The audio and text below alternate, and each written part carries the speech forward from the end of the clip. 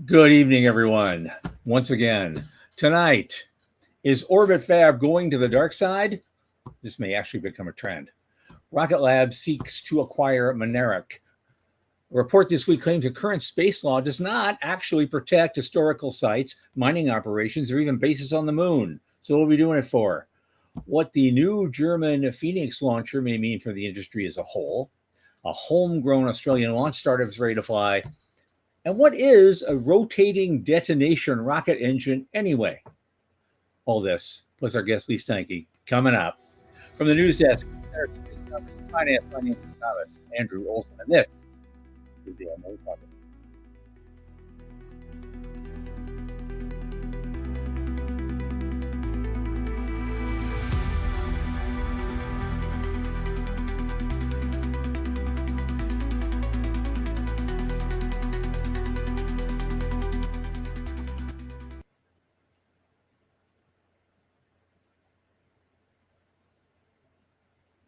Good evening, everybody, and welcome back.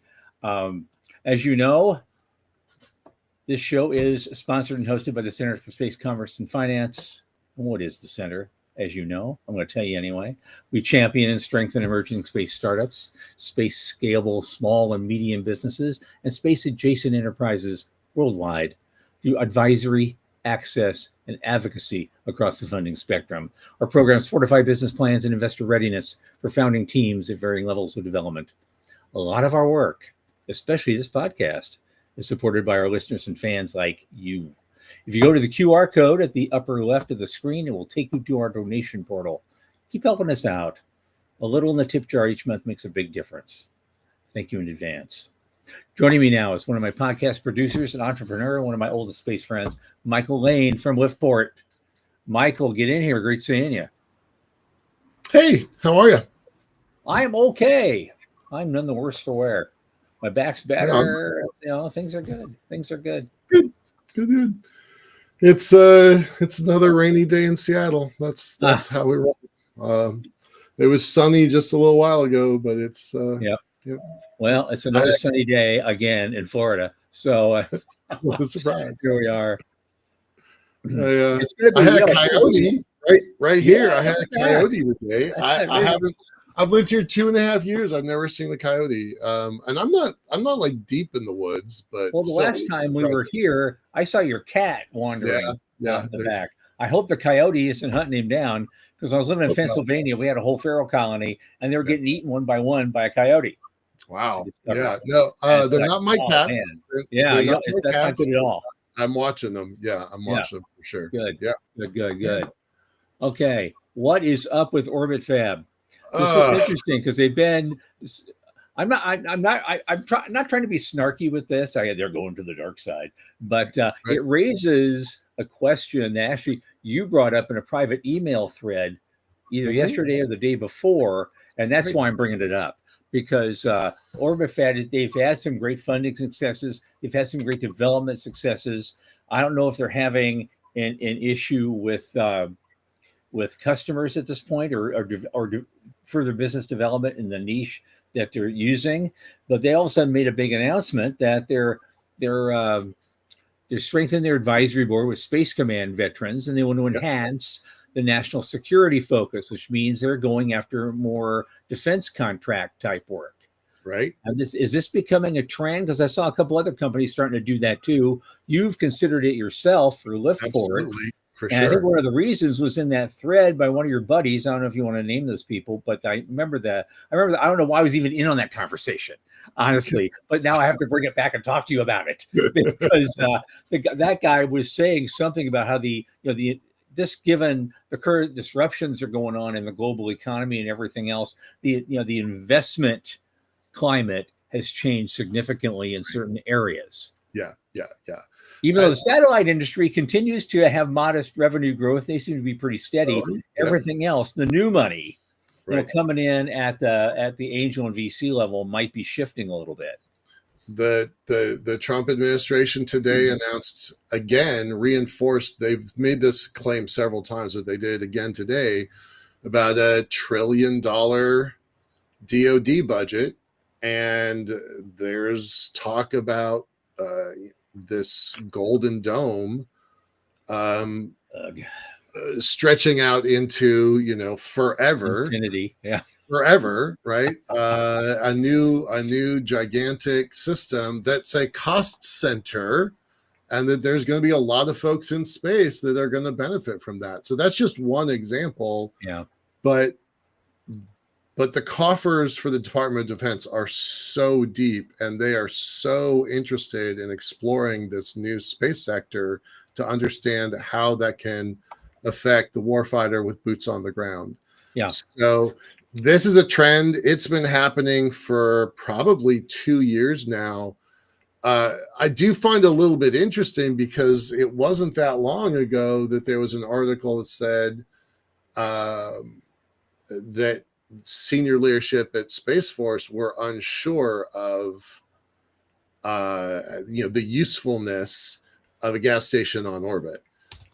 I think they're going to find that they're wrong about that. I definitely think there's value of a gas station on orbit, but yeah, this whole trend, the whole industry is moving this direction, and there's long been this ideal of dual use technology, something we can use on the ground versus use in space. Well, now it's dual use means, is there a defense application and also a consumer application, business application? So yeah, we're going to see this for a long time. This is the new reality.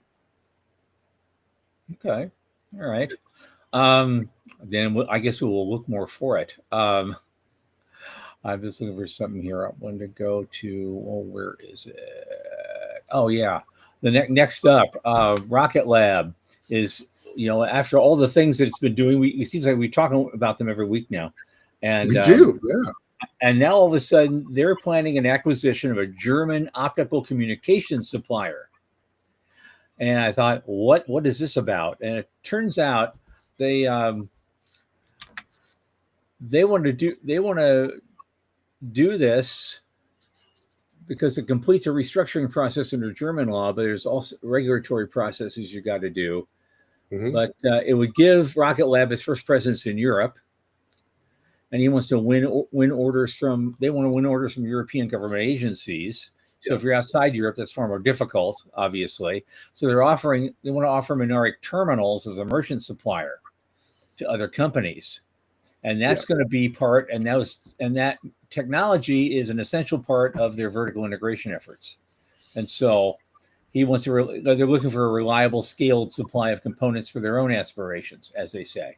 Right. And those constellations could be for other customers as well. I find Rocket Lab to be kind of a fascinating company. And you're right. We talk about them. This is probably the 5th or 6th week in a row that we've talked about them because they're making news. They're doing big things regularly. A couple of weeks ago, it was their flat satellite, what I call IKEA sat, what they called Flatellite, I think, I think my brand name is way better than theirs. But yeah, they're taking a page from the SpaceX and the Amazon Kuiper playbook, and they're going to build their own constellation. In the chat, somebody was, I think Doug was asking, Dr. Plata was asking if Leo is Geo is being undermined by yeah. Well, if you read the reports from the owners of the Geo and I just read this today in some other place. I don't have it linked up, but I just read that today. The people running the current satellite businesses they haven't lost a dime yet. Right. They haven't been cut out of anything so far. And people don't realize, and this is actually, I have to do a shameless plug too, since you did. It's the reason Avialto is in business. Yeah. There are a lot of places around the world where about 2.3 billion people actually live who can't afford Starlink. Right. And can't afford that extra, hundreds of dollars for a special receiver to receive Starlink. Some people might have the little standard antenna they've been using to to file their reports and manage their credit cards, stuff for a long time. And then you get out in the country, they don't even have that. But those those little receivers are not very expensive. They're like $100 or less, and you can share one. And so out there, so in those 6,000 Indonesian islands, for example, they're going to be using a high altitude platform like ours, and they're going to be paying a fraction of the price that Starlink will charge, and we can still make money. Yeah. And shameless plug. Okay. There is a near endless demand for the services that are both LEO and GEO, and certainly with more than 11,000 assets flying, mostly all in LEO, there's a lot less activity in GEO. There has been for years. There's been less and less and less GEO activity, but I don't think it's hurting anybody. The terrestrial guys and the geo guys are still wait and see, saying, they got a lot of stuff up there, but they're not really cracking the surface as far as making some serious revenue yet. And so, is it a big experiment that's going to not work out very well, or will it actually be disruptive and take over the world? Well, it's not disrupting anything yet, and so they're all saying, well, we'll wait and see. But right now, we're doing fine. Yeah. So. Interesting. Now I got something interesting. I want to pop this up because we also talk about space law on this show. We talk about how we figure out mineral rights, how we do development, and this interesting individual. And let me say her name is Michelle L.D. Hanlon, a professor of air and space law at the University of Mississippi, published this thing on Space Daily today, and she actually is also a space lawyer. She's a co-founder of For All Moonkind, which is a nonprofit dedicated to protecting the human heritage in outer space. And so she knows that the moon could be the proving ground for our evolution into a species that lives and thrives on more than one planet. That's great. But from a legal perspective, it's a unique domain without terrestrial equivalent. It's not the high seas, the common heritage of mankind. It's not an area like Antarctica where commercial mining is prohibited. The Outer Space Treaty established that exploration and use of space are the province of all humankind, which means no nation state may claim territory. But it didn't say anything, and this is what we've been living on, is while a country can't claim territory, we can still extract, people from that country can extract the resources of certain extraterrestrial bodies, and they can make money off of it. Of course, the question is, if your grandchildren move to Mars, will they never actually own a home? Right. So how do you protect your investment in a lunar mine if it must be freely accessible by all under these treaties? And what happens when two rovers race to a particular area on the lunar surface known to host something, very valuable like helium-3 or even water ice? Is it winner take all, or is there going to be a fight out there by robots? I'm betting on a robot fight myself. Yeah. Well, then they could make money. They could charge pay-per-view to watch this. So I have known Dr. Hanlon for at least 7 years. I have sent 2 interns her direction. So one is graduate and one, that one's not an intern. That's not fair. I've sent 1 intern and 1 kind of acquaintance to her classes down in Mississippi. It's weird because, it's kind of weird. There's kind of 3 centers of knowledge in the space community for law. There's George Washington University in Washington, D.C. There's McGill in Montreal, Canada. And then there's Jesus, what's it called? The one in the Netherlands that I'm suddenly drawing a blank on. There's 3, right? And so then there's this Ole Miss down in Mississippi that for the last 10, 12, 15 years, 20 years, they had a gal named Dr. Gabrinowitz who was really looking at satellite law, just satellites. It wasn't messing with anything else, just how do you manage frequency and spectrum regulation and management. And they carved this little niche out. And then Dr. Hanlon comes in, and now I'm pretty sure she's the chair. Gabrinos has retired, and Hanlon's really interested in the moon. And so they are carving out a specialty knowledge environment for mineral rights and the moon. And that's how For All Moonkind came online. So I have a lot of respect for Hanlon. I didn't read this article until you sent it to me. So I don't have a lot of background on what this article says, but that professor impresses the hell out of me. So I will read this actually after the show. That's all. Well, yeah, I had to skim it myself, but the idea, I just was tickled by the idea that everything we've been trying to do for 60 years in space law may amount to a hill of beans that no one can claim as their own. I think the Artemis Accords are, and I know that Hanlon supports the Artemis Accords. I think they, with 50 nations supporting them, that becomes, even if it's not a treaty that everybody agrees to, it's a common law practice that will eventually codify into action. Yeah, maybe sooner or later. Hope so. If it's not any more than that. Because when I first looked at that, I read up, after I read this article a little bit, I went back and started looking up the Artemis Accords, because two more countries just signed on this week. I didn't know that. Including Norway. And so I wanted to find out whether this is another, like another nuclear test ban treaty, like the George Carlin joke. Chad, Sierra Leone, Monaco, Upper Volta, and Iceland, signed the nuclear test ban treaty. Like that. We're doing the same with Artemis now. We're just gonna. It's just a backdoor way to try to get us to that, false promise of the Moon Treaty. After all, and it doesn't seem to be. They're basically saying, no, you can do business. We just share our data, and we stay out of each other's way, and we tell everyone what we're doing. We're totally transparent about our activity. So that's really all it boils down to in anything that matters. I think it's really going to look a lot like farm fishing up in Alaska, where you have a piece of real estate, you mark it out, put markers on, say this is the place that we're working.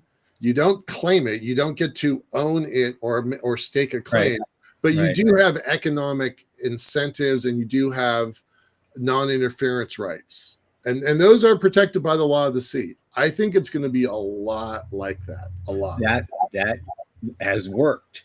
Yes. And so that's let's see, when we do stuff out there, we should at least do what works. Yeah. Right. Because we're humans and we carry our baggage with us wherever we go.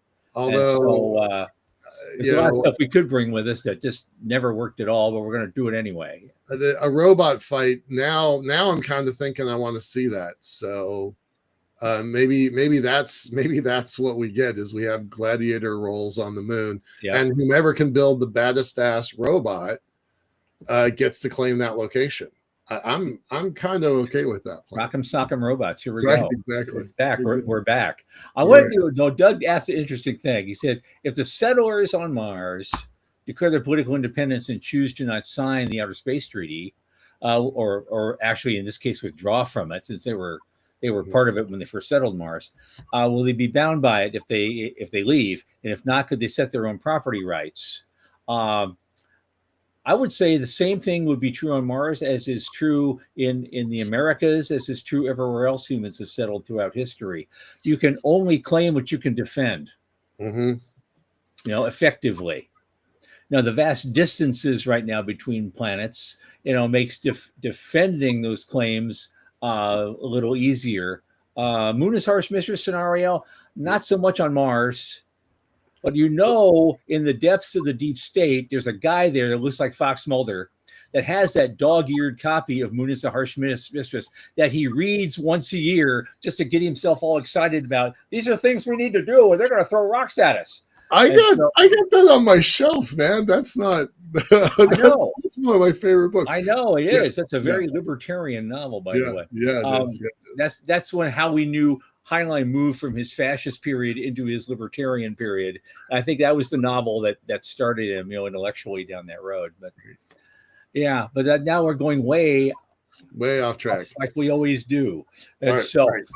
What do you want to talk about this? yeah, it's something I was trying to look at this and try to figure out, what, because it's something, why does this matter to the entire space industry? Right. And I think it has to do with part of their new materials that they're using for heat shields, one thing, and thermal protection. That's a big deal. And there's something they call IADs. I'm trying to figure out what IADs mean. NASA tested their own 3 years ago. It's an inflatable decelerator. Is that what it is? Right. Yeah. Okay. Yeah. And sometimes they use aerogels and sometimes they use other things. But a success in this. Now there's a lack of capsule recovery for Phoenix 1, but it was still viewed as a success, and they got all the mission and payload data. Now, it's unclear what state the heat shield was in impact with the ocean, but there's already plans for a Phoenix 2. They're going to reiterate, they're going to update. So it's a SpaceX model: fly stuff fast, break some stuff, learn things, and keep doing it. And so really it's the heat shield and thermal protection thing that might change the game. And if they succeed, they'll be at the forefront of it. And just Monday, we were talking about a different plan for heat shields, right? Absolutely. This is becoming a really common theme in the industry. Yep. And when we bring on our guest in a minute, there's this idea of the on-orbit assembly and manufacture idea, in space assembly and manufacture, ISAM, that really didn't come to fruition the way folks had hoped. And the problem was this reentry piece. So you're seeing the same thing. Varda, now they landed. This is their second mission, so that's really great out in the outback of Australia. Yeah. But we, in the same way we keep talking about Rocket Lab lately, we're also really talking a lot about reentry. So those are we're just kind of becoming the oracles of Delphi here on this show. Yeah, I think we were bringing this stuff up. We were here first. We were here first. Topics. We've been doing this for 25 years. Come on, keep watching us. We'll keep up. We've been the oracles. I want to do one more thing, then we got to get to our guest. We're already running a little behind. Right. Which is you sent me this, so I have to bring this up. It was the rotating detonation rocket engine. What the hell is that? And why is this important? Yeah. This one, I think this was a big deal. I think this is the biggest news of the week. It's a company that I've literally never heard of until it blew up on my LinkedIn account yesterday. Venus Aerospace. You ever heard of it? No. Do you know who they are? No, I don't know. Nope. They were brand new to me. And I can't say one sentence about their company. What I can say is rotating technology for a rocket engine is very cool. It's very hard. It gives you a lot of extra energy. It's highly efficient. And if other rocket companies can mimic that, it's an industry changer. This is insane. I'm looking at this right now. This is absolutely insane. Right. And so it is usually a traditional rocket engine. You have a highly pressurized propellant and an oxidizer. They're put into a combustion chamber and they burn and produce a plume. Right. A rotating detonation engine, you have a wave of detonation that travels around a circular channel and is sustained by the injection of fuel and oxidizer, and then produces a shock wave that travels outward at supersonic speed. Mm-hmm. Whoa. This was once explained to me. Remember the old-fashioned Gatling guns? You'd have and you'd fire a bullet. It kind of looks like that. It kind of works like that. Now, I'm not enough of an expert on this tech. I'm not trying to vouch for it, but I heard about this years and years ago. Yeah, it's a Gatling rocket engine. Exactly, Sawyer. That's kind of what it looks like. That's kind of how it operates. That they say their goal is to do hypersonic flight. And hypersonic right? fly for commercial and defense They, applications. So, yeah, I get it. yeah, I'm a big believer in point-to-point suborbital. I think, Yep. this might be one of the techs that we use for the technologies for point-to-point suborbital. So I would yeah, love to see it. I do. I think it's the biggest news of the week. I'm going to bring up one more thing just briefly because space and money. The industry is growing. Yep. We're not making the money that we were. Yeah. First, that's more Report's pretty traditional. interesting. That's I more do traditional actually. satellite. That's more traditional satellite. So, Yep. it's not as much as like all the entrepreneurial stuff that we talk about every day here. That's still an issue, and we'll probably we're gonna have to do a show. It won't be next week, but maybe after we can do a show and really talk about what the trends are right now in the actual investment and where they're coming from, and get one of our buddies at Starbridge or Space Fund to come on and talk about that. I think it's important. And kind of do some analysis. Yeah. Yep. I love when they talk about the space hockey stick, right?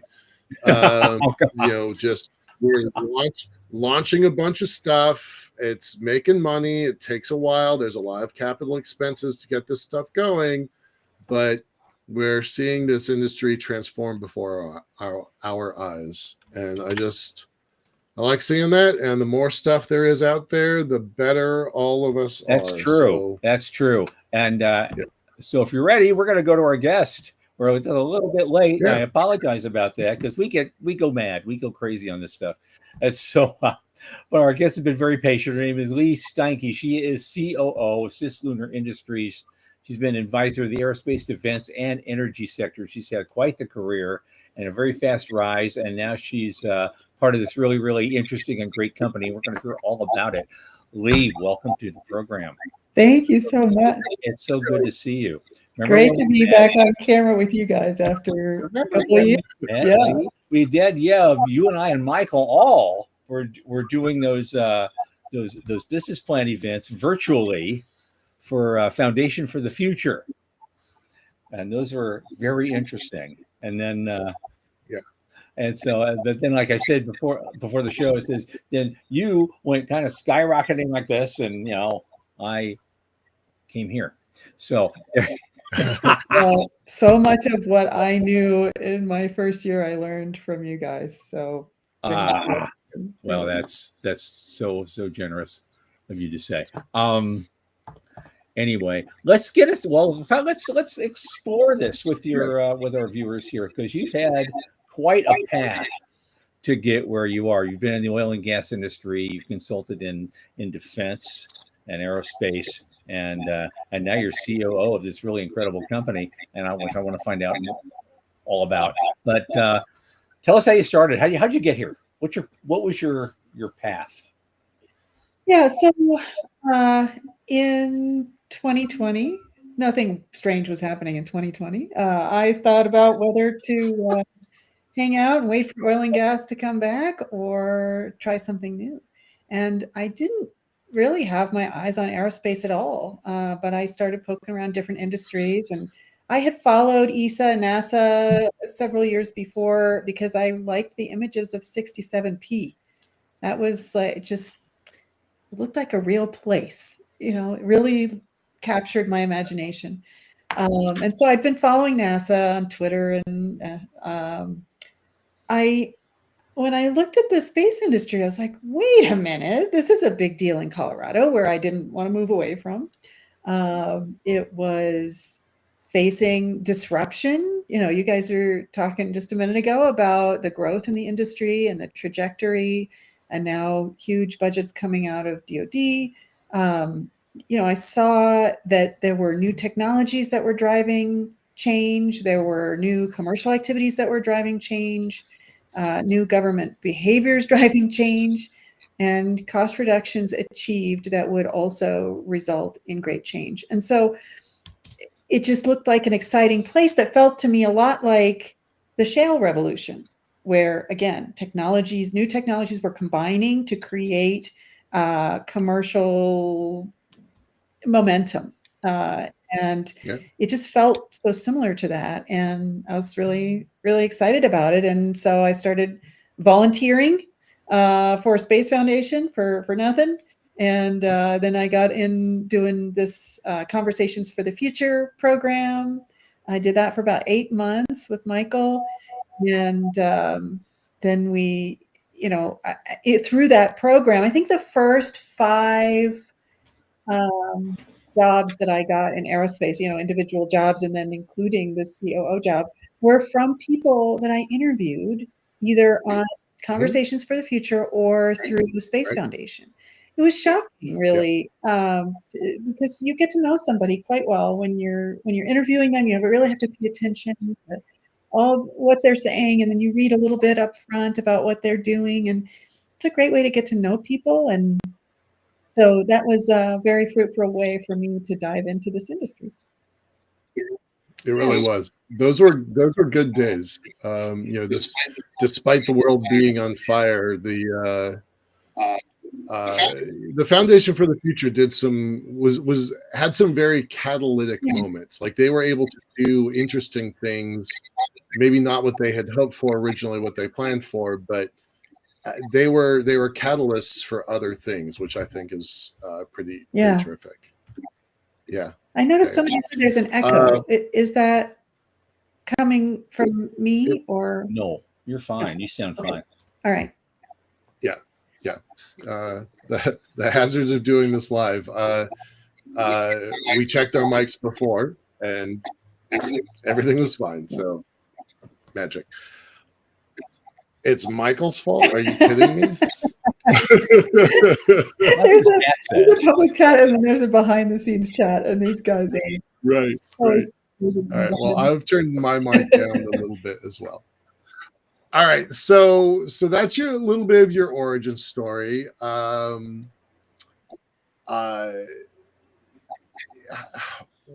have you been doing? Like, what are you doing day to day? What's your role at SysLunar? Talk about SysLunar for a second. I want to know what this is and what it does and what your business model is and who you're selling to and what is this all about. Because you're saying you're doing switches for energy delivery and so other electronic stuff. Obviously, you found this interesting niche, and I want to know all about it. Excellent. Yes. So SysLunar Industries, we were founded with this big vision of processing metal materials on orbit and on the moon, so we could take, for example, an old rocket body and recycle it into useful products for space construction, like rods, tubes, sheet metal, and even wire. We've made a wire maker for NASA. And then that started to evolve. We got a DARPA contract to process lunar material.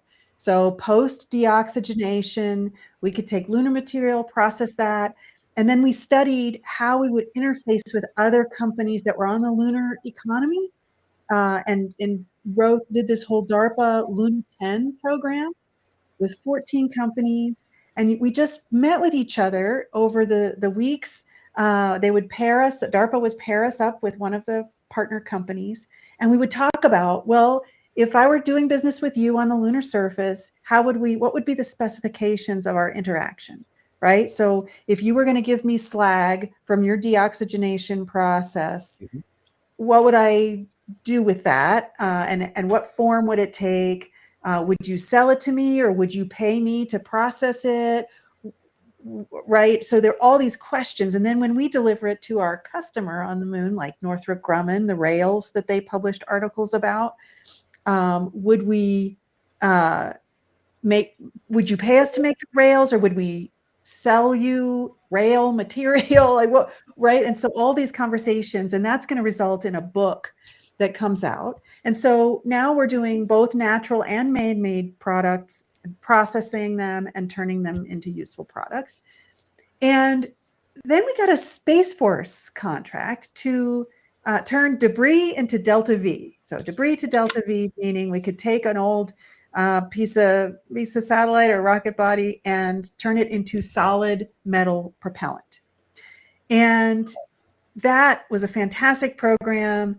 we learned a ton about the efficiencies and the value of in situ resource development and utilization, the cost difference between launching hydrazine from Earth or other fuels from Earth, buying them, or they're way more expensive than aluminum to begin with. You have to launch them versus having them already in space.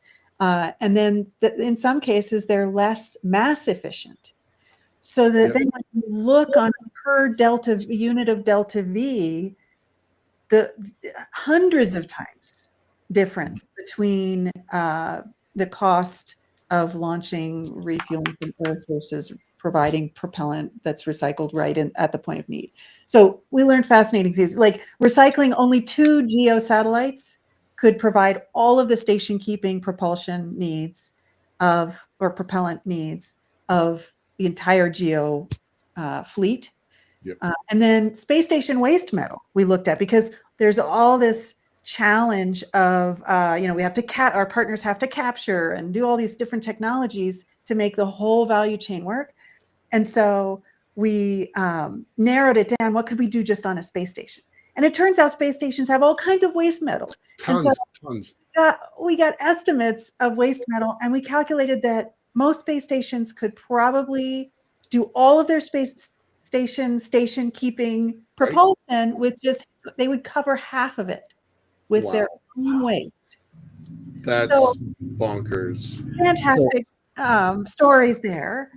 But when we did that project, it put us in propulsion labs where we were testing how the metal propellant was performing and using simulated debris and running in running this thruster in a vacuum chamber. And when the propulsion experts saw our power converter that we had built, they recognized its potential as across the industry, all different kinds of applications, especially power processing units for electric propulsion. And so they told us about it, and we learned about it, and we just jumped right in and did what they said. And we had a Today market right at the same time that NASA was kind of not asking for solicitations for metal processing. 2 or 3 solicitations in a row, didn't have anything. And so it was great timing to balance. I know. Hang on a second, because I want to stress that this is not a theoretical idea. This is something you've actually done in the lab and showcased it. So I'm not going to pull up this video because it's a long video, but this video here in the corner and what you're seeing on the screen here, that is molten metal that I watched it on video. I watched it melt before my eyes. So this is not a theoretical technology. This is a known technology that they've demonstrated at the lab. And then the power conversion piece, same story, right? So I just want to we have guests on the show that talk about the someday technologies they're working on. I want people to understand that this is a current, we're doing it, we've done it, we're going to do it some more technology, right? Yeah, that's important to bring up. I want to jump on those videos. So we've tested on a parabolic flight. We've tested the Foundry on 3 parabolic flights now. Just a couple ago. I've seen you flying through parabolic flight. It's a good time. Yeah. But the cool thing is we just published a peer-reviewed paper, our first peer-reviewed paper on the STEER system, which was designed, when you have molten metal and you can't pour it, because terrestrially you would pour it. Mm-hmm. We were like, how are we going to handle that? And we have piston systems and encased programs, but also this STEER technology uses electromagnetics to manipulate and levitate. And that has all kinds of potential applications, both in space, on orbit, and on the lunar surface where everything's abrasive. If we could do contactless conveyance or processing of any kind, it will save your machinery and all that kind of stuff. So basically Star Trek tractor beams, or if you're a Star Wars person, the Force, you're basically turning those into a reality. We can literally write your name in the air using our technology. So Okay. It's that precise. It wasn't that precise last time I talked to you. no, now we can draw a cube, all the different directions of a cube with a little aluminum ball. Yeah, it's pretty cool. I've got a couple of technical questions from someone in the audience. And he's asked, I don't know if you can know anything about these. Sorry. He said, would you be using induction foundries in near zero G or other styles to heat and smelt the metal? That is exactly what we do. It's an induction furnace. So we built a DC to AC converter because induction furnace uses AC power. It can process at 1.5 kilowatts. At 1 kilowatt, it can process about 1.5 kilograms of metal an hour. Okay. And would y'all use ceramic syringes to withdraw the melted material from the molten core? Yeah, so we have a variety of mechanisms for moving the molten metal and a variety of end effectors to produce the final product. So there's sort of 2 stages there. And the syringe idea is similar. One of the tests on the parabolic flight was a piston system, so similar to a syringe behavior. So you're absolutely right. And we use ceramics. We use a certain type of like a steel wool, but it's a ceramic wool for sealant and for insulation. And then the syringe, the cast that we use is either silicon carbide or we've experimented with different materials, and that you're on the right track. Nice, cool. Thanks, Sawyer. Yeah. So, all right. So you start out doing this force on metals, right? And then your research partners convinced you there was a current technology. So I want to talk about the promise, and I think a little bit of the bait and switch of on-orbit service and manufacturing. And hold on, don't go anywhere. I'm not sure what happened. Hi, welcome back. Welcome to the show, Lee. Thank you. I want to talk about that evolution to the current product line, keeping in mind we only have 20 minutes, so just kind of being aware of that. But talk for a moment about what I feel. I'm not putting your words in your mouth. What I feel is a little bit of bait and switch that we were going to push towards on-orbit service and manufacturing, assembly and manufacturing, but that's not really happening right now. So you've kind of spent some time around the halls in DC. You've spent some time talking to folks. I'm not trying to put you on the spot. I don't want to get into politics, but where do you think OSAM is going, and why aren't we doing it yet? Yeah, I think, I'm not going to speak for anyone else. And instead I'll give my own opinion. And that's that I think there's only so much progress that can be made when we distribute the money across all of these technologies at once and the capabilities at once, okay. Right? And I think that the budgets that were allocated were not big enough to do all those things, and that we saw, fits and starts in the advancements of capability on all these different fronts. And that there's a sort of feels like there's a natural narrowing happening that's focused on the very next phase, including anything that China is doing, where it's about dynamic space operations, as well as servicing in the way that you need to achieve dynamic space operations. So that means being able to be on orbit but not be predictable about where you will be in 6 hours. So being able to move at any time you want and have enough resource on board to do that, or be able to receive resource to move freely. And so that plus robot arms to do whatever and the dynamics of moving around. Dog fighting in space is a recent headline that China was able to demonstrate. And I think it's similar to what maybe astroscale's circling of another spacecraft, defunct spacecraft, isn't quite the same as dogfighting, but it's the same skill, right? Yeah, right. So I think there's just sort of a natural, let's focus on what's really next and get that handled. And once we do that, it opens up, just the possibilities open up. So that's my feeling. I've long known that there was an argument that we lost at the Pentagon that was it's described as the blue water versus the brown water. Yes, I learned that from ethos. you. I know. And General Quast when I interviewed him. I know. But there has been this blue water versus brown water, and for the folks on screen, speaking in Navy terms, I'm a former U.S. Marine. All Marine activity is near shore activity. There's not anything we can do out in the deep Pacific, right? We don't have a role out there.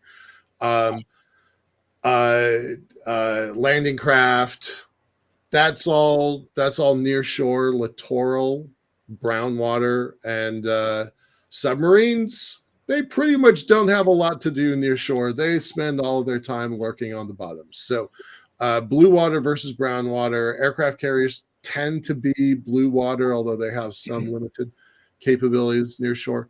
So that idea, that ethos translated to space. Near shore meaning Leo and Geo, blue water meaning the moon, Mars, asteroids, cislunar space. So that argument came and went. The Pentagon decided what they're going to do a long time ago. And the blue didn't win. That they just didn't. And so I felt like OSAM, on orbit service and manufacturing, fell into that blue water camp and got dropped as a to-do list item because there was just more stuff happening near shore that we had to deal with sooner. And it's not exactly the same because it's ASIS and ISS has been trying to do stuff for a while, but yeah. So anyway, all right. So you're thinking it's more of a budget and a priority problem than anything else. If it were all my money, that's how I would perceive it. And it's, it may not be a reflection of what's really happening, but when you have so many independent actors influencing what's going on, and then you see this convergence, that's what it feels like to me. Okay. So what is next, right? So your customers, you showed them some of your technology around the induction system, and they're like, yeah, but look over here. This thing that you're doing over there that you're not paying attention to, pay attention to that. So tell me about that. I don't know that much about that piece. Yeah. So basically, almost everything in space runs on electricity. And every watt of that electricity has to pass through a power converter of some kind to take power from the solar panels and convert it into the right power form and voltage to run all the different things that it needs to run, whether you're on a spacecraft or a base or a rover or whatever it may be. And so all forms of that, they're all different kinds of specialized forms of power converter, both terrestrially and in space. And so we designed a modular configurable electric power converter and patented that right away as soon as we figured out we were doing this. And then we've continued to patent different aspects of it. So then now we have sort of a core design, then adaptations from that mean when we go from thruster company to thruster company as customers, or we go from thruster company to a satellite bus manufacturer as a customer, those designs, we don't have to redo the design like they've been doing for decades, right? Instead, we can leverage that core design and then go into the different product lines of power processing units or PMADs, power management and distribution units, or PDUs, And then there's ultra high voltage power supplies, which are for, you were mentioning the DoD increases in budget and the Golden Dome. Some of what we've built has been for, I think we flew the second or third highest voltage ever produced in space when we powered Think Orbital's mission for their e-beam welder in space. So we can apply this same core design that we call EPIC to all those different product lines, and then it makes them adaptable. And we can cut non-recurring engineering costs, which results in faster delivery times, which is important to customers because as SDA ramps up, people are now waiting 2 years for a power processing unit, either from their own people building them or from the people who are already building them and selling them to their customers. So we're entering an over demand market, an undersupplied market. So even if our product weren't better, it would probably still sell. And then ours is half the size, half the weight, half the thermal output. That's the Microsoft theory there. Yeah. Yeah. Okay. My God. So, go ahead, Tom. You were going to say something? No, I was going. Well, see, I was going to go off on a tangent, and we shouldn't. We should stay in this topic. I race all the time. I want to get into a little oil and gas stuff, but no, we can talk about space tech. We can talk about space tech another time. Another time. So, well, because this is the show about money and space, let's talk about money. So, where are you at? What are you doing? How many people are on payroll? Where are you located? I know some of these answers, but our guests, our audience doesn't. Talk about contracts. Talk about what's happening next. Yeah, we got 9 minutes. Okay, so we're in Loveland, Colorado. We've grown from our CTO's garage to Orbit Fab's hallway. On their first floor, they have a hallway for startups. We had an office there for a little while. We graduated to a small, dilapidated little space, and then we graduated again into a beautiful place in the Forge campus in Loveland, where we're co-located with a contract manufacturer who can, who's working with us on those programs. And so that's been a wonderful evolution over time in terms of the resources that we have for our location and activities. And then we have, we've won, I think we've had 20 to 25 government and commercial contracts over our history and since 2019. Yeah, I was going to say you've only been around since 19. Yep. Yeah. Okay. And so, those have been from NASA, Space Force, DARPA, commercial customers, everything from a small startup like Think Orbital to working with a couple of primes. And so both with them as some subcontractors and then with them as customers. So that's a nice way to work with the primes is sort of that balance. And so it's great. We have great university partnerships, both in Colorado and beyond.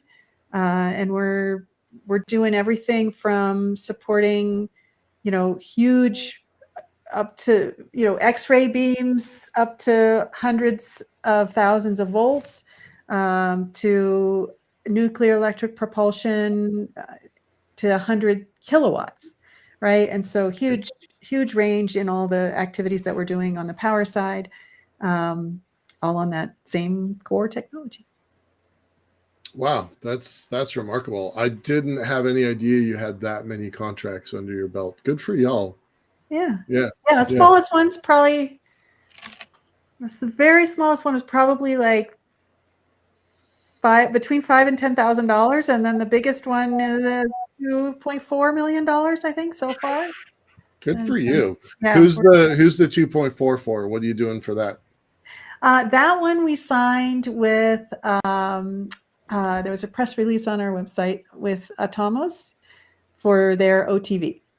Okay. All right. Yeah. Okay. That's cool. Quark OTV. Nice. All right. What are we missing? What haven't we asked you about so far? Well, There are a couple of questions in chat, but I kind of wanted to talk, because you guys like this kind of conversation, I wanted to talk about the evolution of the term cislunar.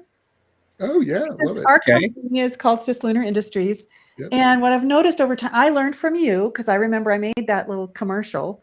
My daughter helped me edit the commercial for Conversations for the Future. And that commercial, we had you saying, cislunar, from the surface of the earth to the surface of the moon, right? And the prefix cis means between here and there. Yep.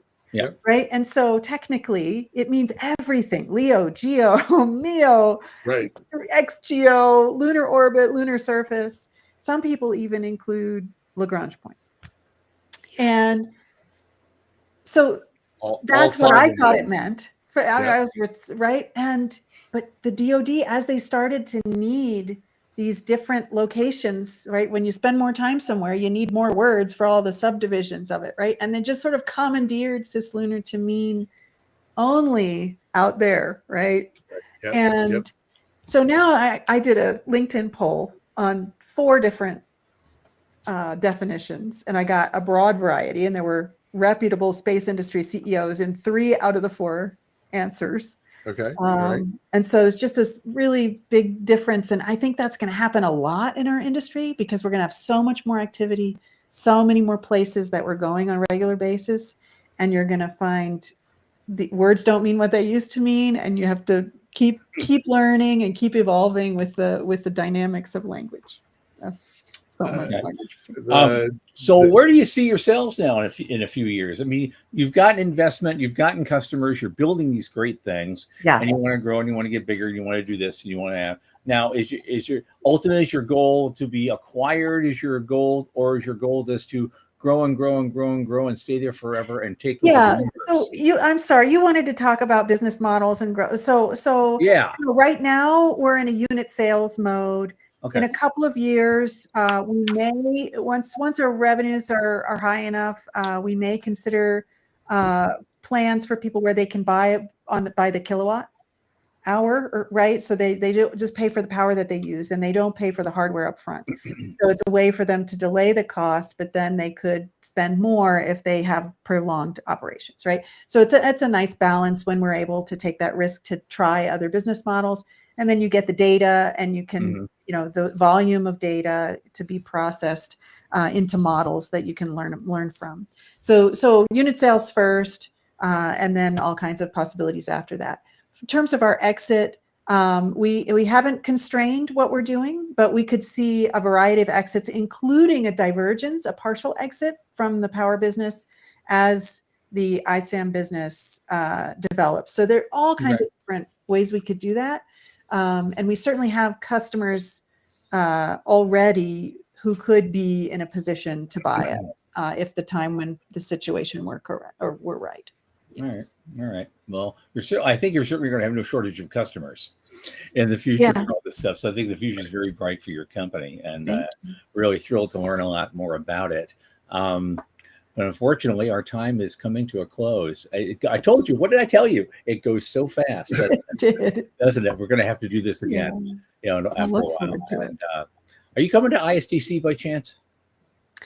I don't think I can come to that this year. I have a paper accepted to Sydney, and I'm trying to make that trip happen. Right. It's too bad. I'm going to have the best business track ever. But they don't do live streaming. Those guys don't have the budget for that. So, you have to kind of show up. But Lee Steinke, it's been so nice to have you here. We must do this again. It's delightful to see you both and spend the week together. Thanks for being here. We appreciate it. Bye. Bye-bye.